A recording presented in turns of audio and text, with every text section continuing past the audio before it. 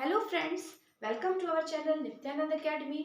लक्ष्य आपका साथ हमारा और मैं प्रगति। आज मैं आपके लिए लेकर आई हूँ नया टॉपिक जिसका नाम है टेंस। टेंस टेंस के बारे में हम लोग जानकारी प्राप्त करेंगे कि टेंस क्या होता है। ठीक है, टेंस का मतलब होता है किसी भी चीज़ का समय, टाइम। जैसे कि कोई भी काम कब हुआ है, जैसे कि मैं खाना खाती हूँ, मैं खाना खा चुकी और मैं खाना खाऊंगी। इसमें क्या पता चला है कि मैं खाना खाती हूँ मतलब मैं रोज खाना खाती हूँ। मैं खाना खा चुकी मतलब मैंने अभी कुछ देर पहले खाना खाया या कल खाना खाया, और मैं खाना खाऊंगी या मैं थोड़ी देर बाद खाना खाऊंगी। ठीक है, तो इससे हमें समझ में आया कि किसी भी कोई भी काम कब हो रहा है, इसकी जानकारी हमें मिलती है टेंस से। ठीक है, टेंस का मतलब होता है काम, और टेंस जो होते हैं तीन तरह के होते हैं। पहला होता है प्रेजेंट टेंस,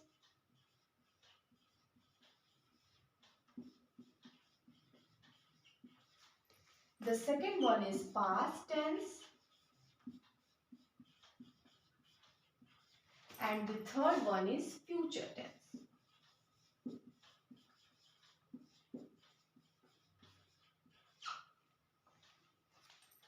प्रेजेंट टेंस का मतलब वर्तमान काल, मतलब कि जो काम हो रहा है, जो काम वर्तमान का। पास्ट का मतलब भूतकाल, और फ्यूचर का मतलब भविष्य का, जो होने वाला है।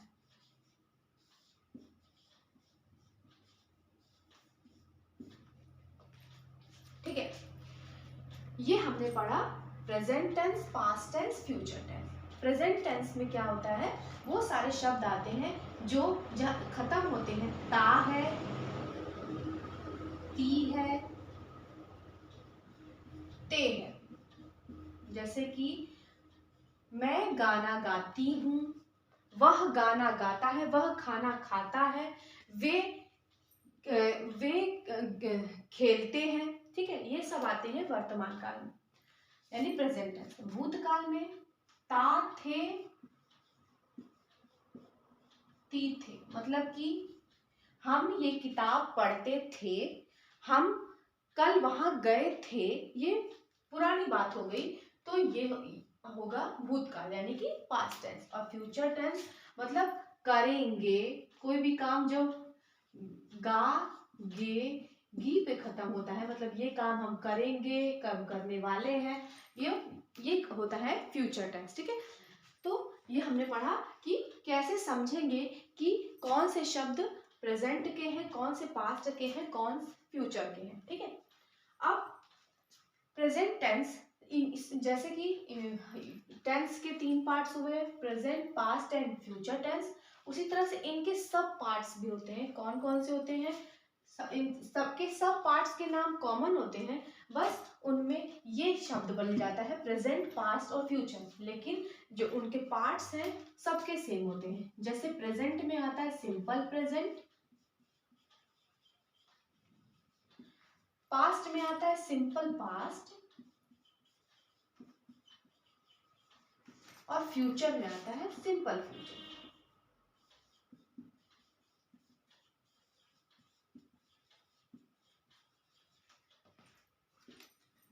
Continuous, perfect and perfect continuous.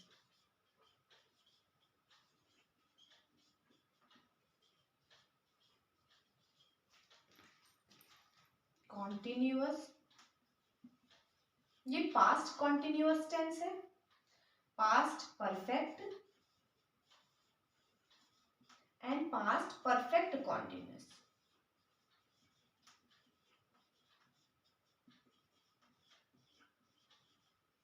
ये simple future, future continuous, future perfect and future perfect continuous.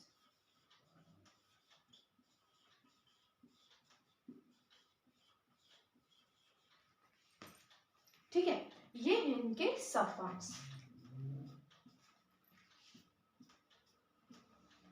ठीक है, अब हम हम लोग जानेंगे कि इनको कैसे ट्रांसलेशन में यूज करते हैं। सबसे पहले हमें एक मुख्य बात ध्यान रखनी होगी कि सबसे पहले आएगा सब्जेक्ट, उसके बाद आएगा वर्ब, उसके बाद आएगा ऑब्जेक्ट। सब्जेक्ट का मतलब कि जो काम कर रहा है, वर्ब का मतलब क्रिया जो काम हो रहा है, ऑब्जेक्ट का मतलब वो कि जिसके ऊपर काम हो रहा है। ठीक है, अब यही चीज जो ये सिंपल प्रेजेंट की बात होगी, जैसे कि for example we are taking the example, जैसे हमने एग्जाम्पल लिया, वह गाना गाती है, वह गाना गाती है। ठीक है, ये सिंपल प्रेजेंट है। तो वह क्या है, सब्जेक्ट, यानी कि ही, गाती है, सिंग्स, और गाना यानी अ सॉन्ग। एक बात हमें जाननी है कि सिंपल प्रेजेंट टेंस जब आता है तो यहाँ पर हम एक इसमें लगाते हैं subject plus verb, subject plus verb plus S और ईएस प्लस ऑब्जेक्ट। ठीक है, इस रूल को फॉलो करते हैं, subject plus verb plus S या ईएस प्लस ऑब्जेक्ट।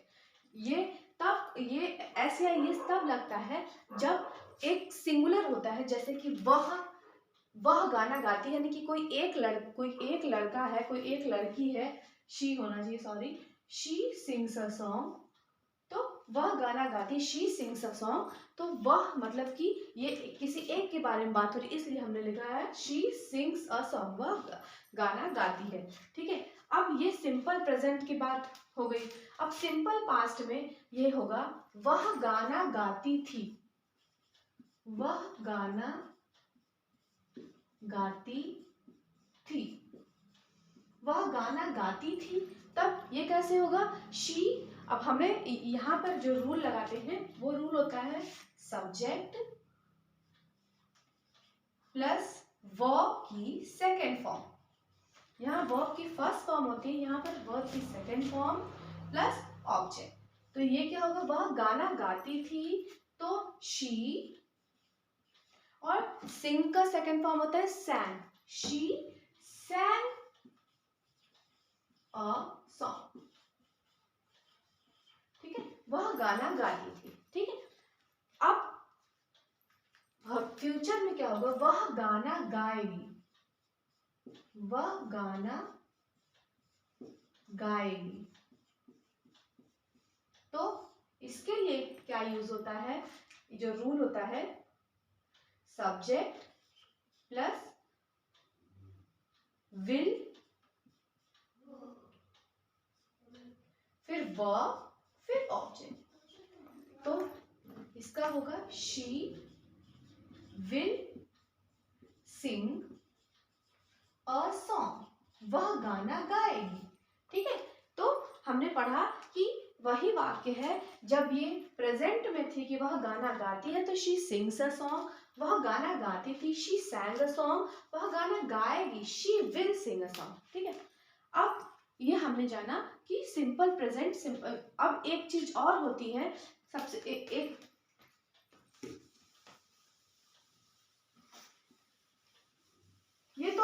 ये तो सिंपल प्रेजेंट होगी, मतलब कि ये बात हो रही है एफर्मेटिव सेंटेंसेस की, मतलब कि एकदम साधारण तरह के वाक्य हैं। लेकिन जब यही शब्द में अगर नेगेटिव वर्ड आ जाए, नेगेटिव आ जाए, मतलब कि वह गाना नहीं गाती है, वह गाना नहीं गाती है,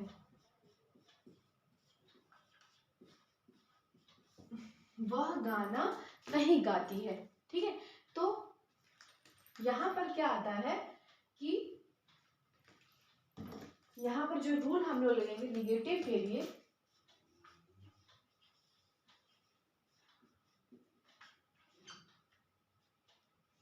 निगेटिव के लिए सबसे पहले लिखेंगे सब्जेक्ट, उसके बाद हम लोग लगाएंगे डू और डज, डू और डज का यूज होगा यहाँ पर,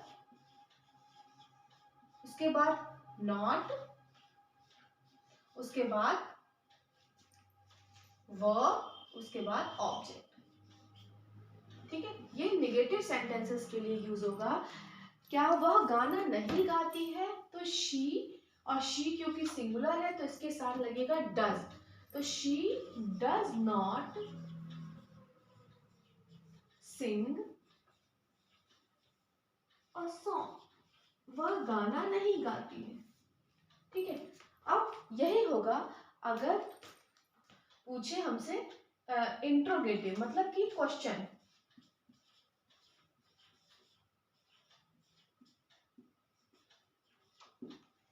इंट्रोगेटिव क्वेश्चन है कि क्या, क्वेश्चन इंट्रोगेटिव में होगा क्या वह गाना गाती है, क्या वह गाना गाती है। इंट्रोगेटिव शब्द आएगा, इंट्रोगेटिव के लिए क्या यूज होगा,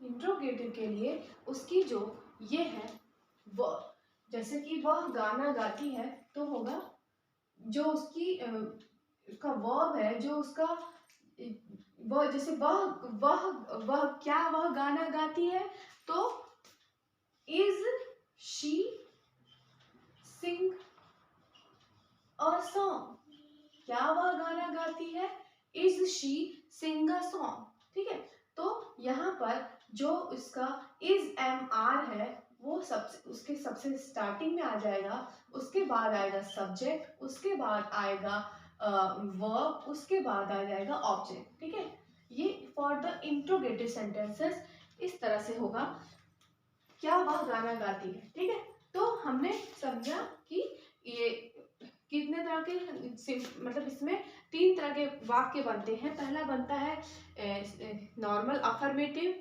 नेगेटिव और इंट्रोगेटिव। अफर्मेटिव का मतलब साधारण वाक्य रहता है, नेगेटिव का मतलब जब वहां पर नकारात्मक बातें होती है कि वह ये काम नहीं करेगी, वह खाना नहीं खाएगी, वह गाना नहीं गाएगी, तो वहां पर नहीं नहीं नहीं आता है तो वह नेगेटिव होता है, और वहां पर डू नॉट और डज नॉट का यूज होता है।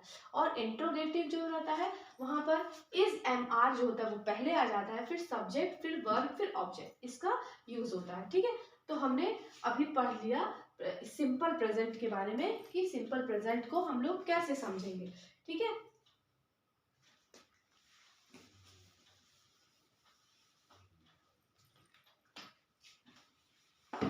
अभी इसमें हम लोग पढ़े हैं सिंपल एक सिंपल प्रेजेंट पढ़ा।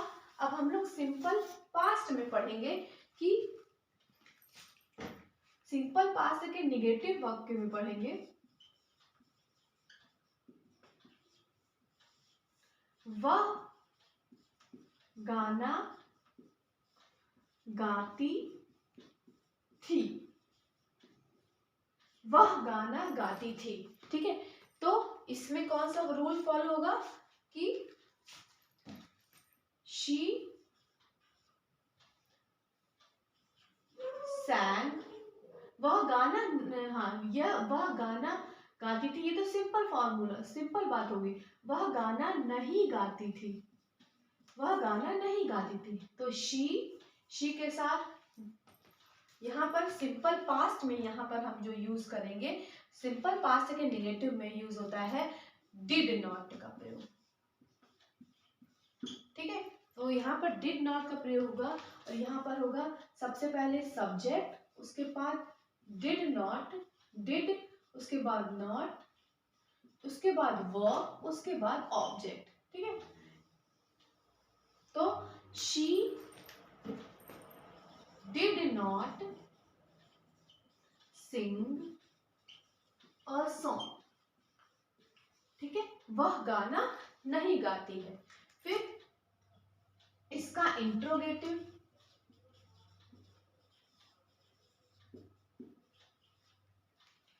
क्या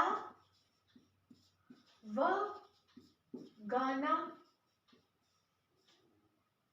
गाती है, गाती थी, क्या वह गाना गाती थी, तो उसके लिए क्या करेंगे, कि जो, क्योंकि यहाँ पर पास्ट की बात हो रही है तो यहाँ पर क्या आएगा, was, उसके बाद सब्जेक्ट, उसके बाद वर्ब, उसके बाद ऑब्जेक्ट। तो was, और यहाँ पर वर्ब की फर्स्ट फॉर्म लगेगी, was she sing a song, क्या वह गाना गाती थी। अब ये होगा कि क्या वह गाना नहीं गाती थी। अब हम नया क्वेश्चन बनाए कि क्या वह गाना नहीं गाती थी।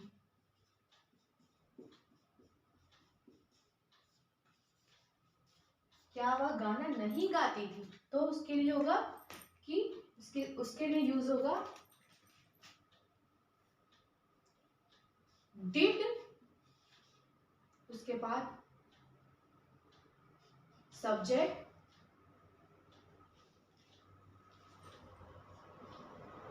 उसके बाद नॉट, फिर वर्ब, फिर ऑब्जेक्ट।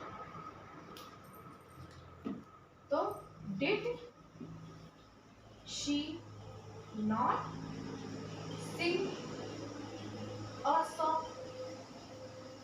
मैंने यही एक शब्द, एक सेंटेंस पकड़ा है कि वह गाना गाती है, वह गाना गाती थी, वह गाना गाएगी, गाना गाना गाना, उसी को मैंने सिंपल प्रेजेंट में, सिंपल पास्ट में, सिंपल फ्यूचर में, इंट्रोगेटिव, नेगेटिव और सारे सेंटेंसेस बता दी ताकि इससे आप लोग को डिफ्रेंशिएट करने में आसानी हो कि कैसे हम लोग वाक्य बनाएंगे जब इस तरह की कंडीशन आती है तो कैसे वाक्य बनाते हैं। ठीक है, ये आज हम लोग पढ़ेंगे सिंपल प्रेजेंट, सिंपल पास्ट और सिंपल फ्यूचर, और इसमें बनने वाले 3 तरह के वाक्य इंट्रोगेटिव, नेगेटिव और इंट्रोगेटिव, नेगेटिव, ठीक है, और अफर्मेटिव, ये 3 हमने सेंटेंसेस पढ़े। ठीक है, तो आज के लिए ये वीडियो हम अभी यहीं खत्म करते हैं। अब नेक्स्ट वीडियो में मैं नेक्स्ट टॉपिक पर पढ़ेंगे हम लोग continuous, perfect and perfect continuous. Thank you so much.